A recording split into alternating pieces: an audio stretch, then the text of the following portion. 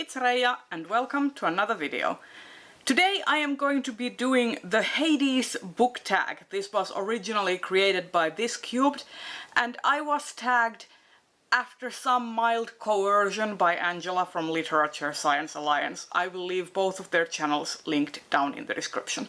So Hades is a game that I have been enjoying immensely in the past year. It was developed by Supergiant Games, which is, no lie, my favorite video game development studio.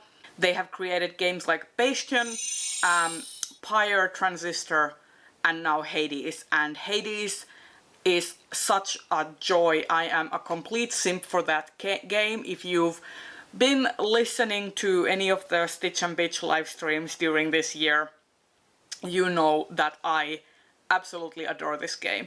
So when I saw that there is a book tag about it, you know I had to get in on that, right?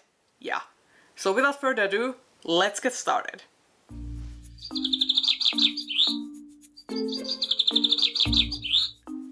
Zagreus. Name a book you read for escapism. This is relatively easy. A Man and His Cat by Umi Sakurai is a series that is pure, fluff, fun-filled enjoyment. It is all about a man who, after becoming widowed, gets a cat who no one else wanted, but who found a loving home with this widowed man.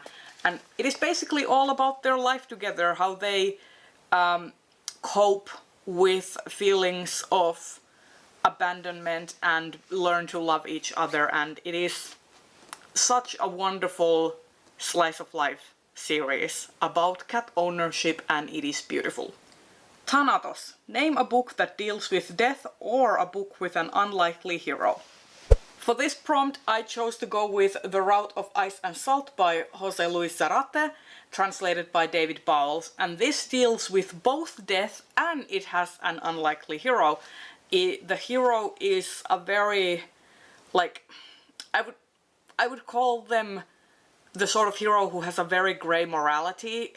He is the protagonist and he is heroic, but not necessarily because he has heroism in his heart. He is a very morally conflicted character.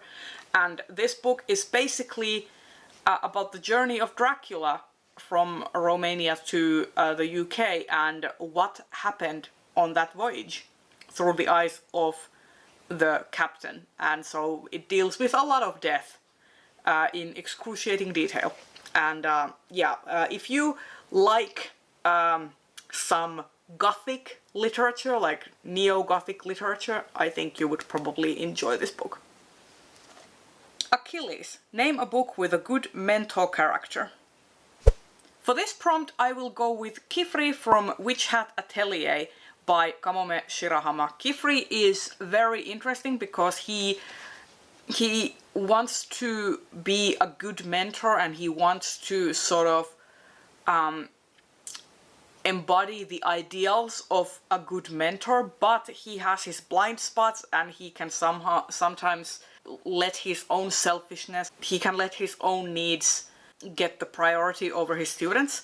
But that said, he is open to criticism and he is very much willing to grow, and also he is accepting of help from others. So I think he sets a very nice example for his young students and is just a very interesting character overall. So Kifri from the Witch Hat Atelier. Patroclus. Name a book that deals with amnesia or a tragic love story. For this, I'm just going to go with Song of Achilles by Madeline Miller. I know it is a kind of a cheat answer for this tag, but it's basically a Greek tragedy following the point of view of Patroclus and chronicling the love story between Achilles and Patroclus. And yeah, I really liked it. It's like Madeline Miller's just use of language and her prose is very beautiful and evocative. It is also very slow and very morally grey, so I understand that not everyone will like it. but at the same time it is just something that I personally find incredibly enjoyable, and I love that book. Dusa, name a character who's a complete cinnamon roll. For this, I can't go no further than Shiva from A Girl from the Other Side by Nagabe. Shiva is just such an innocent character, and she embodies this wholesomeness and this hopefulness over like a horrible situation. She has been abandoned to fend for herself on the other side while her family fled beyond the city gates to basically run away from a curse, and she has since then lived with a teacher who is this monster-like figure, and Shiva is just so optimistic and so joyful even when things are looking bleak, so I just love her character, and yeah, she is a complete cinnamon roll. Hypnos, name a book you'd read as a bedtime story. For this, I chose Pessia Illusia by Yrjö Kokko. This is a Finnish fairy tale for adults that takes place during the Second World War when Finland was at war with Russia, and it kind of tells the story of a fairy and a troll falling in love, and it incorporates things like Yrjö Kokko's nature photography and his experiences during the war. So it is a fairy tale for adults, but it is very like joyful and hopeful and celebrates nature and life. So I personally really love this story, and I have seen the movie version of it, which is kind of like a mix between a movie and a ballet. So yeah, I just love this very much. Chaos, name the oldest book on your shelf. And that would have to be Välskärin kertomuksia by Zacharias Topelius, translated into Finnish by Juhani Aho. And this was published this edition rather was published in 1926, was it? When were you published? This is the 5th edition, 1929. So this is definitely the oldest book in my entire collection. I love it, and it is just, like, look at this. Like, this is beautiful. It is just so beautiful, and these are also stories that you could read for a bedtime story, because these are all like little fairy tales that Zacharias Topelius wrote for children. Caron, name a book with gold on the cover. Black Sun by Rebecca Roanhorse. It also has gold on the inside because it is such a beautifully written, immersive story that I just really need to get my hands on the sequel. ASAP. Nyx, name a dark book. The Hollow Places by T. Kingfisher. This was one of the first horror books that I read, and it isn't like full on super scary, but it is very creepy, and I definitely was creeped out by it a lot. So this is a very good horror book if you are a complete scaredy cat like myself and want to dip your toes into horror. I think this would be a very good place to start, because it is not like super scary or gross, but just enough to get a little scaredy cat like myself scared, but not like overwhelmed. Hades, name a book with a family secret. For this I am going to go with Wild Beauty by Anna-Marie McLemore. This is about the Nomeolvides family who each can grow flowers at will, but they can't leave this certain property that their ancestors went to live in, and like the men that they fall in love with all disappear, and this is all about like trying to uncover the secret behind that. Why is that? Why does that happen? And and trying to uncover the dark secrets with the place that they're all living in. So yeah, highly recommend this book. Meg, name a book with a complex villain. Ship of Magic by Robin Hobb. Kennit is a very complex villain, and you get to know a lot about him during the course of this trilogy.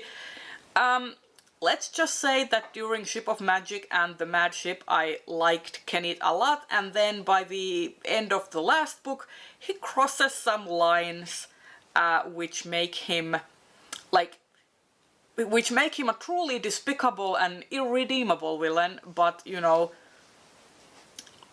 he's a bad guy.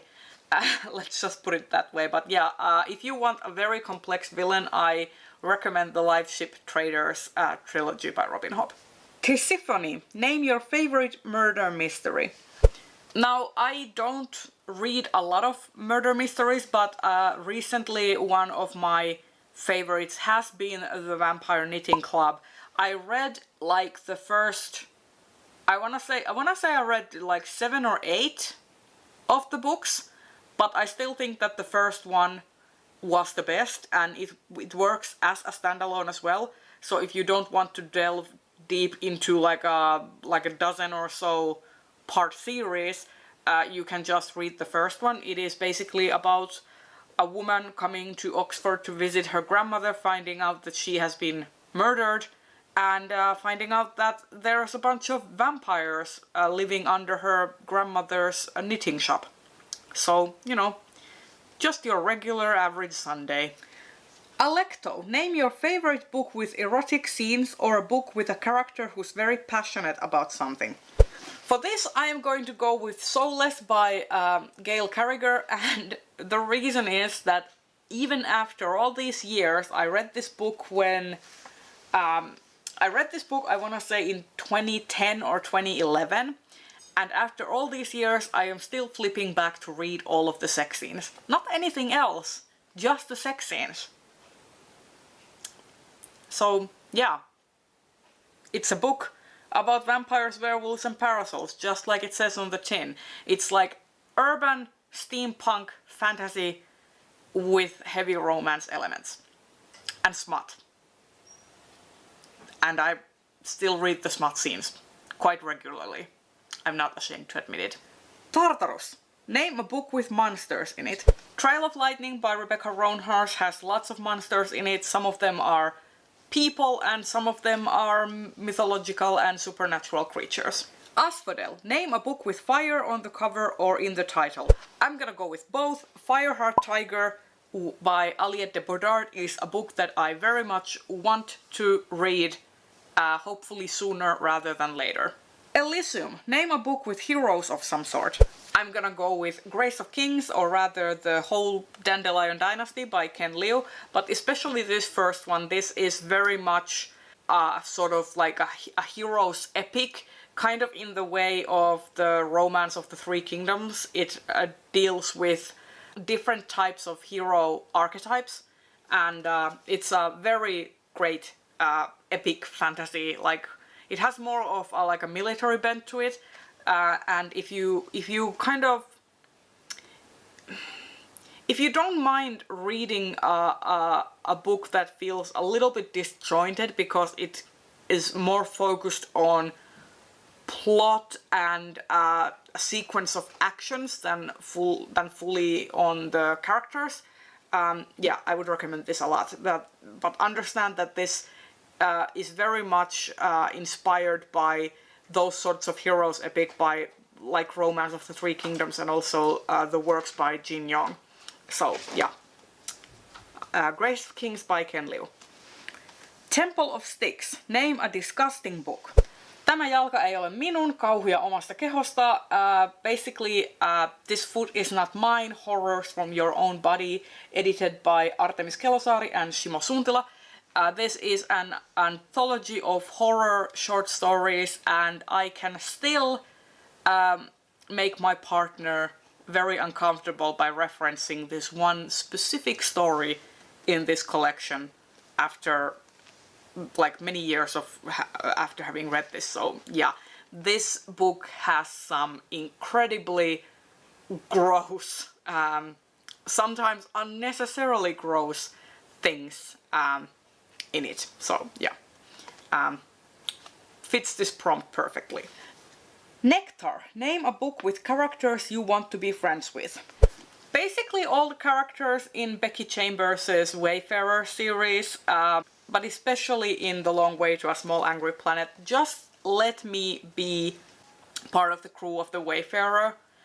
Especially I want to be friends with Dr. Chef, because he is one of my favorite characters in this whole entire, like, series.